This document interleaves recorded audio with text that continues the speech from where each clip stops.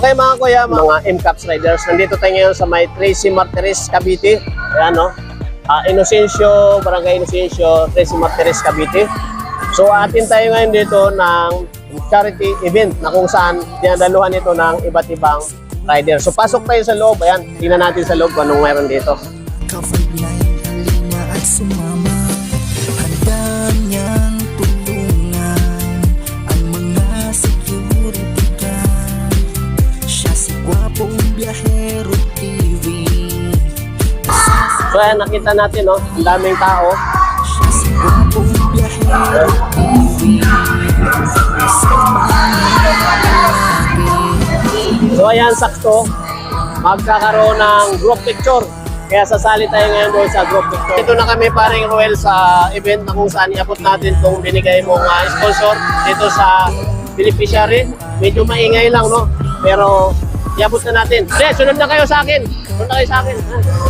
Makan, samahan na natin si Gwapong Biyahero, Kuya Isko, Charles Francisco. Laging tatandaan, hindi ka iiwanan. Mga ka-5 siya'y palaging nandyan. Handang tulungan at samahan kayo.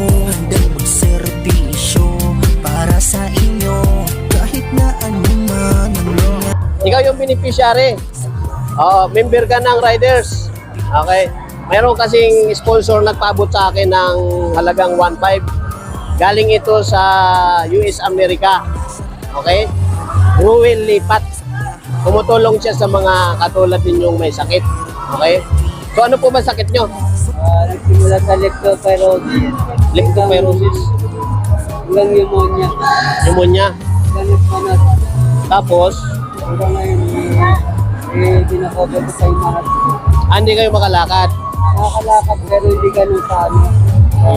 Malayo. Di pa kayo na-opera. Hindi naman. Okay. Kaya pang ina-advise sa akin ng doktor na gano'n. Okay. Sige. So yan, meron kasing nagbigay sa akin na sponsor galing ng US. So halagang 1.5 para makatulong sa inyo, sa panggamot-gamot ninyo. Si Ruel Lipat, yan yung video na ibibigay ko sa kanya. Ruel Lipat nasa US, Amerika. Okay? Oo. So, saan ko ilalagay doon? Ibigay ko doon. So ito, 1.5 no? Hindi, ibigay mo na doon. Lagay mo na lang doon. Okay? So ayan. Lagay mo na lang dyan, MCAPS.